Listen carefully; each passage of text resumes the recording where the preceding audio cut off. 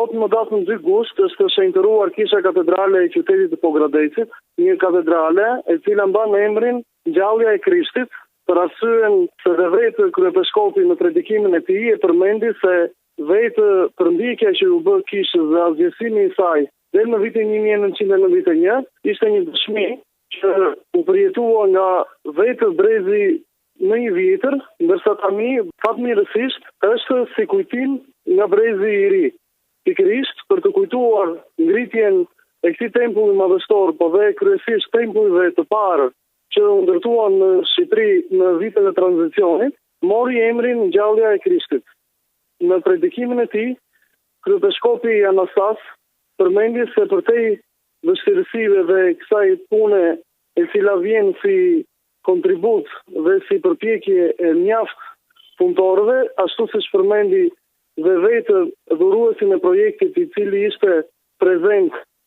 zoti Christoidis Dimitrios, i cili kishte dhuruar me punën e tij projektin e kësaj kishe. Gjithashtu,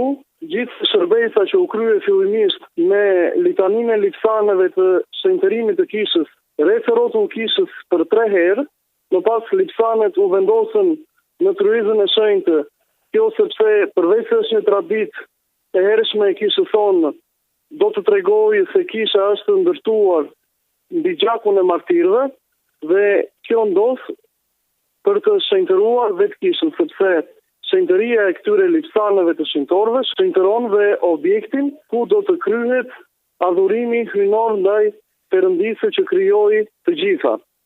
Pikërisht kryepiskopi përmendi ndër të tjera, duhet të kemi parasysh për vetë faktin se korrupsioni është një armik i brendshëm dhe jo vetëm i Shqipërisë, po dhe i çdo vendi në botë dhe kryesisht e Europës, duhet luftuar dhe për këtë përpjekje të madhe kryejnë vetë të krishterët. Kush janë përveç se të krishterët të cilët luftojnë këtë korrupsion dhe ruajnë në moralin e krishterëve ortodoks, pikërisht kjo ndodh edhe për ne besimtarët, të cilët duhet të rezultojmë dhe të luftojmë jo vetëm këtë korrupsion, por duhet të marrim dritën e ngjalljes. Dhe njëkohësisht duhet të bëhemi bi të ngjalljes së Zotit dhe të kemi parasysh se kjo ngjallje ndodhet në vështirësi, ndodhet tek kryqi. Më pas, në fund të meshës, pasi u krye një liturgjia madhështore në prezencë të mjaft klerikëve të zonës, po dhe besimtarë të shumtë të cilët nuk ishin vetëm nga dioqeza e Korçës dhe në këtë rast më tepër nga zëvendësia e Pogradecit, por ishin ardhur dhe besimtarë nga dioqeza të tjera, sidomos ajo e Tiranës, e Beratit e të tjera. Në fund të meshës, vetë imzoti i Korçës, mitropoliti Joani, përshëndeti kryepiskopin dhe theksoi edhe një herë që është e lehtë që ne t'i japim falënderime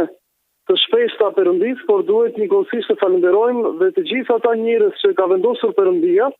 ashtu siç vetë kryepiskopi, siç përmendi me saktë njihte vetë Irësia i Korçës, jo vetëm në botën ortodokse, por dhe persona të tjerë, që sipas 22 viteve të cilat përkonin me plotësimin e fronëzimit të